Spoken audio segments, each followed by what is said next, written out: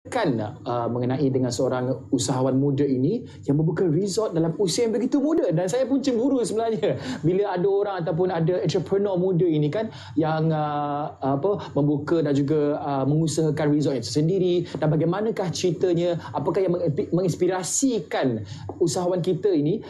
Kita bawakan di studio, sudah pun bersama dengan saya, sudah pun saya bagi kopinya, jadi sila-silalah buat macam rumah sendiri. Saya perkenalkan Syaradi Libiki, pengusaha Libiki Bamboo Resort. Ya, betul. Terima kasih dah selamat datang ke Kupas Kopi. Sama-sama. Baiklah, jadi Eddie lah. Eddie betul. nama timbangan lah kan. Betul. Baiklah, jadi Eddie, memang minat dunia usahawan ni ke, ataupun siapakah yang memberikan anda galakan ataupun idea untuk membuka resort sebegini? Memang minat, daripada kecil memang ada minat tu nak terlibat dalam dunia usahawan. Dan pada awalnya memang tak ada perancangan pun nak buka resort.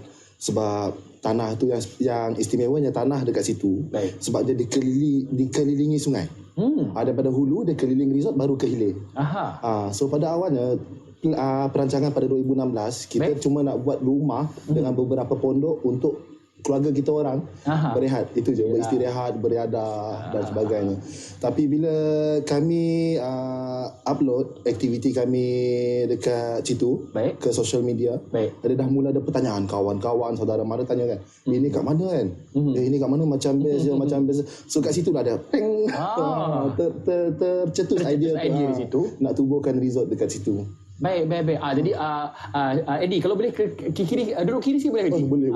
Biasalah kita ni kan set baru ni, musim baru ni kan, kita kena sesuaikan diri sedikit. Jadi jadi pada asalnya sebagai family resort lah. Tapi betul. Akhirnya dijadikan sebagai satu usaha ataupun perusahaan daripada Eddie sendiri. Jadi siapakah yang sebenarnya memberikan galakan 100% kepada Eddie selain daripada keluarga sendiri? Tadi kan kawan-kawan kata tempat cantik. Ya betul. Dia mula sebab bila kawan-kawan kata tempat cantik, ramai yang nak datang. So kat situ dia lebih memberikan orang kata satu semangat tau. Semangat sebab kita dah jemput kawan-kawan datang. So bila kawan-kawan datang, dia orang pun post dekat social media dan benda tu makin tersebar. So makin viral, dia viral. So kat situ semangat kita orang nak membangunkan resort tu dengan lebih tinggi. Lebih tinggi. Sebab dia daripada yang kecil, mula-mula pondok-pondok memanggang, dia secara perlahan tambah penginapan dan dewan dan kafe dan aktiviti-aktiviti rekreasi. Konsep resort anda apa? Dia konsep ada lebih kepada eco resort. Eco resort. Kita kekalkan alam semula jadi yang ada kat situ. Itu saya suka tu. Alam semula jadi, menjaga dia punya kelestarian alam semula jadi dan sebagainya. Sebab saya memang suka benda-benda yang nature, yang berkenaan dengan semula jadi ni kan. Dan elemen buluh adalah elemen yang anda mainkan dalam resort ini. Kenapa memilih buluh? Sebab dulu memang banyak buluh kat dalam hutan. Sebab tu tercetusnya idea kita nak gunakan elemen buluh tu sebagai benda penting lah. Benda penting kat situ. Tapi bagaimana? Tak susah ke untuk membina struktur yang dibuat daripada buluh? Saya difahamkan yang buluh ni memang signifikan di kalangan kaum Bidayuh bila buat rumah panjang, dan juga ada sedikit digunakan untuk pembinaan maruk dan sebagainya. Tapi adakah ini adalah faktor mengapa anda memilih buluh untuk menghasilkan Libiki Bamboo Resort ini? Ya betul. Dia salah satu faktor sebab adat. Sebab saya Bidayuh. So dulu asalnya adat Bidayuh ni dia banyak menggunakan buluh. So kita orang nak kekal kita orang nak kekalkan heritage, dalam bahasa Inggeris heritage Bidayuh tu sendiri, termasuk warisan Bidayuh tu sendiri, termasuklah hutan tu yang terdiri daripada banyak pokok-pokok buluh. Baik. Mungkin selain pada elemen buluh ada elemen-elemen lain juga? Kita elemen lain, setakat ni kita lebih fokus pada buluh. Dia ada elemen yang moden seperti konkrit bercampur dengan buluh. Baik. Itu dapat dilihat tadi dalam klip, ada tunjuk sedikit dia punya resort. Saya nak pergi sebenarnya hari tu tapi tak sempat. Sebab sekarang nak kurangkan risiko kan. Sebab sekarang ni resort terletak di Kampung Bijure Krokong. Bijure Monggap. Tidak daripada kampung saya jugalah, di Bauk jugalah, di kawasan-kawasan sana kan. Jadi bagaimana respon daripada orang luar ataupun mungkin mereka yang pernah menginap di penginapan anda? Dia alhamdulillah lebih, saya rasa 90% daripada tetamu yang pernah menginap kat sana memang sangat happy, gembira. Satunya sebab suasana alam semula jadi. Kebanyakan diorang mengatakan yang bila diorang datang kat situ, stres diorang semua semua hilang. Diorang datang daripada bandar kan. Kat bandar kan stres bekerja dan sebagainya. Dia stay dekat situ terus tenang. Saya nak cuba dah lepas ni. Hari itu kru kami sempat ke Libiki Bamboo Resort, dan ada sedutan yang kami telah pun sediakan untuk anda. Sama-sama kita saksikan sedutan ini.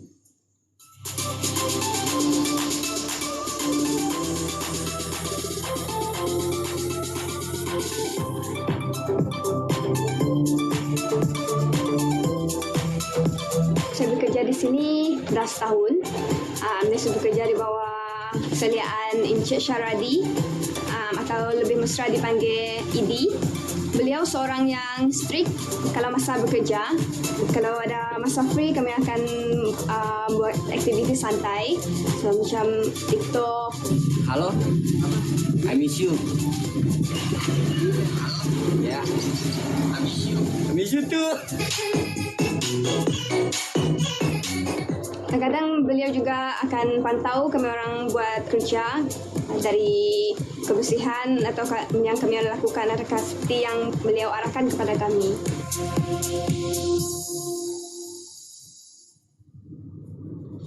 Itu dia suasana di resort, dan itulah strategi pemasaran ni kan, pakai TikTok, pakai segala platform media sosial yang ada. Jadi Eddie sendiri sebagai tokil lah ni. Kira tokil. Tokil. Baiklah, untuk mengekalkan ataupun untuk melestarikan alam semula jadi, dan juga dalam masa yang sama membina resort, mungkin bagaimana untuk anda mengekalkan supaya ekosistem ataupun alam semula jadi ini tak terkacau ataupun tak terganggu di pembinaan resort yang anda bina di Libiki Resort? Okey. Dia pada asalnya dulu dekat tanah ni dia banyak pokok getah.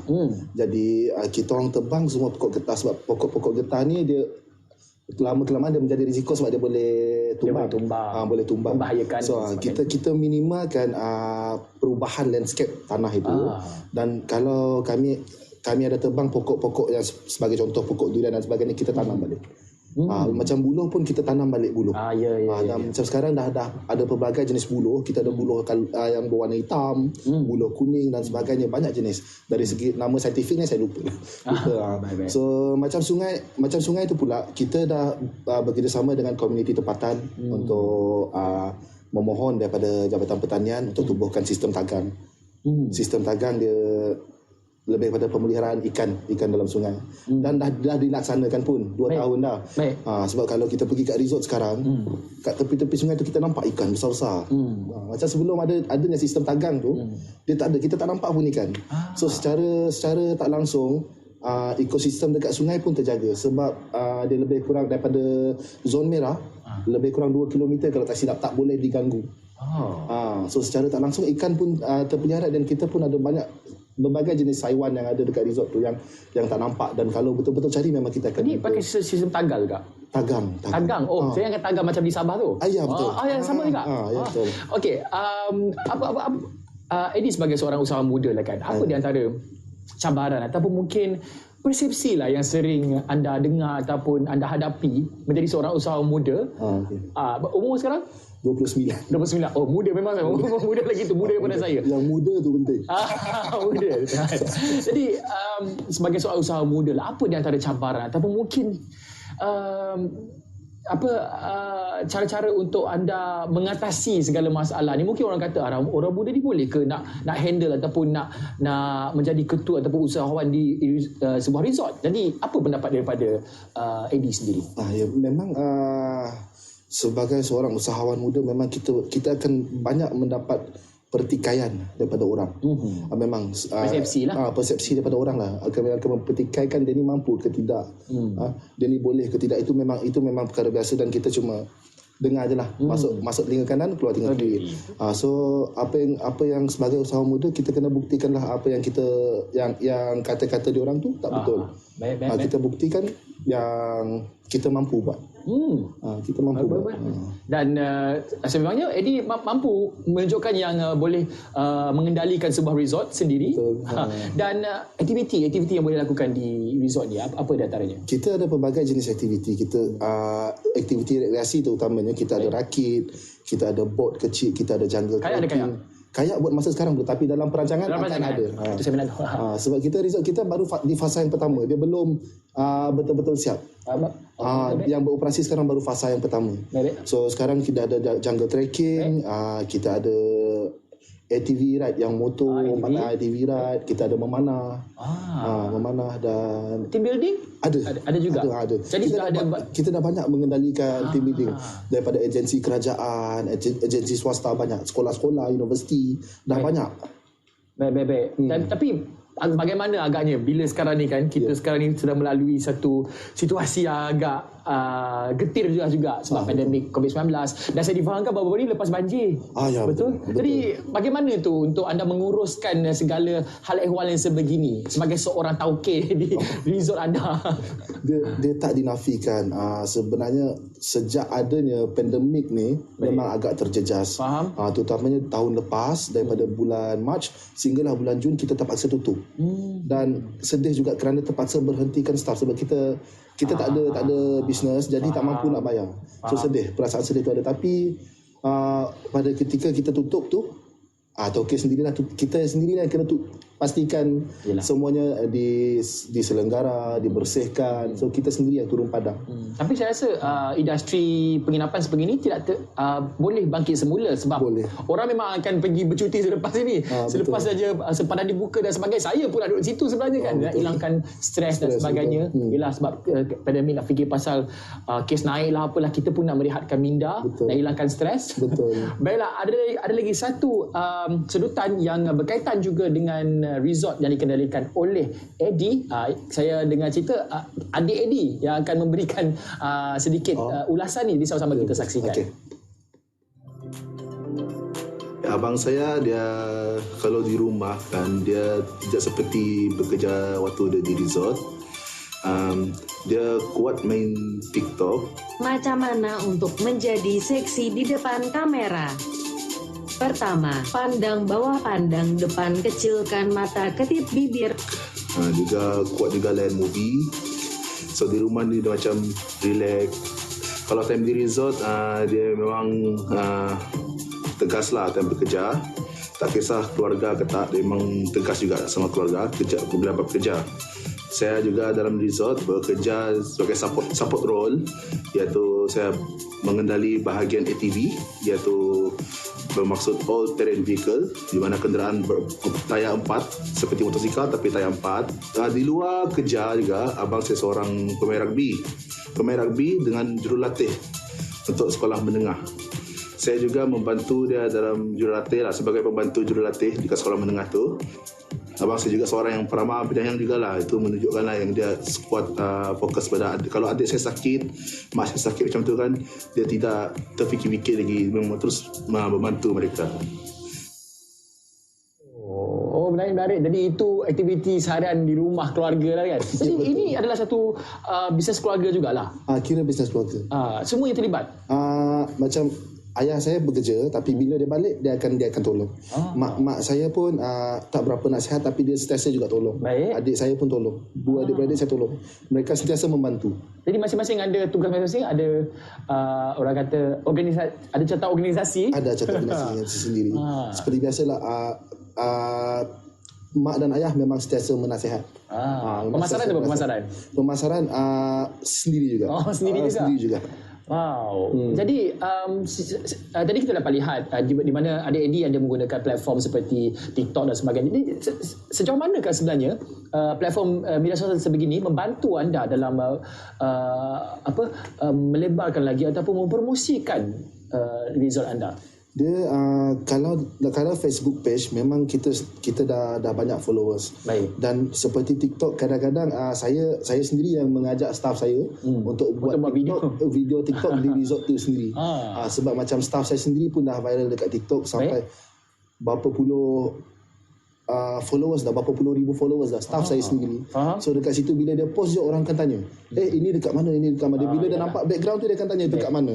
Kadang-kadang baju tu sendiri pun jadi promosi. Dia gunakan baju resort tu, orang akan tanya lawa baju. So dia kat situ secara tak langsung dia akan mempromosikan resort itu sendiri. Baik. Jadi resort dah dibuka sejak tahun? Kita dah buka sejak tahun 2019. 2019. Kira baru juga. Secara rasmi. Secara rasmi. Tetapi ialah dihentikan sebentar disebabkan oleh pandemik COVID-19. Yes, betul. Tapi mungkin ada peristiwa-peristiwa lain ataupun kisah-kisah lain yang memberi inspirasi kepada anda untuk terus bangkit selain daripada pandemik dan juga banjir ni kan. Mungkin ada kisah-kisah menarik yang boleh Eddie kongsikan bersama dengan penonton semua yang menjadikan anda lebih kuat dan juga bangkit daripada kejatuhan. Ada tak selain daripada kedua-dua insiden inilah? Daripada kejatuhan buat masa sekarang yang betul-betul memberi impact ni cuma pandemik COVID ni dengan banjir ni. Sebab banjir yang baru-baru ni memang betul-betul menjejaskan resort, terutamanya di bahagian depan, di bahagian entrance. Di situlah customer, pelanggan-pelanggan masuk, dan situ juga yang terjejas. So orang tak boleh nak masuk. Baik. Jadi bagaimana anda mengendalikan ataupun menguruskan semula selepas banjir itu? Buat masa sekarang kita ada perancangan untuk mencari sumber kewangan daripada luar, sebagai contoh loan dan sebagainya, untuk kita membangunkan balik, untuk kita membina balik bahagian kat depan tu. So bila dah siap, nanti kita akan buka balik untuk pelanggan masuk. Kerosakan hari tu agak teruk juga ke macam mana? Dia penginapan tidak terjejas, cuma disebabkan yang kawasan terjejas tu melibatkan dua entrance masuk. Faham. Itu yang membuatkan dia alhamdulillah terlatih seteruk yang dijangka. Tapi seorang usahawan, dia inilah orang kata contoh seorang usahawan yang harus dicontohi. Dia sentiasa bangkit, sentiasa sedar dan belajar daripada kesilapan dan terus bergiat supaya tempat dia ataupun perusahaannya lebih berjaya. Jadi apa mungkin rahsia ataupun tips yang mungkin Eddie boleh kongsikanlah sebagai seorang usahawan muda ini? Mungkin ada juga di antara mereka di luar sana yang ada resort dekat selain daripada di luar Sarawak ke ataupun di kampung lain di Sarawak juga yang ingin nak buka resort seperti anda, tetapi mereka jadikan anda sebagai idola ni. Tapi mungkin ada nasihat anda boleh kongsikan tak bersama dengan mereka? Okay. Dia satu is hati kena cekal. Kental. Kental. Memang kena kental. Sebab resort ni dia bukan satu perniagaan yang kecil. Dia memerlukan modal yang besar. Memerlukan kesabaran. Sebab perniagaan resort dia bukan satu perniagaan yang hari ni buat esok jadi. Tak. So dia memang memerlukan masa. Sebab di situlah peranan sabar tu sangat-sangat penting. Sebab kadang-kadang dia mengambil masa. Resort dia tak mengambil masa yang sekejap. Kadang-kadang 5 tahun baru betul-betul establish. Jadi dalam masa 5 tahun tu memang kadang-kadang mental, kita tengok kawan-kawan yang bekerja, alamak dah beli kereta ni lah, beli tu lah. Dan kita masih lagi dalam proses nak membangun. So benda-benda tu kadang-kadang membuatkan kita down. So waktu tu lah kita kena betul-betul cekal, kita apa teruskan, kita kena sabar, yakin yang selepas 3 tahun 5 tahun yang resort ni memang betul-betul akan boom. Baik. Itu nasihat yang bagus sebenarnya. Sebab ialah kerana kena berani untuk menghadapi risiko yang akan mendatang dan anda telah pun melaluinya dan menjadikan anda lebih kuat. Baiklah. Jadi saya doakan semoga anda terus berjaya dan saya doakan juga semoga Lebiki Bamboo Resort akan terus dan ramai lagi yang akan datang. Saya pun rasa nak cuba juga kat situ. Boleh datang. Baiklah, sekali lagi terima kasih Eddie di atas kesempatan bersama dengan kami pada hari ini dan kita akan berehat seketika dan nanti kita akan bersama dengan artis minggu ini iaitu Dayamu dengan lagunya selepas ini. Tapi kita nak berkenalan sikit dengan Dayamu, tapi selepas ini jangan ke mana-mana, jumpa lagi selepas ini dalam Kupas Kopi.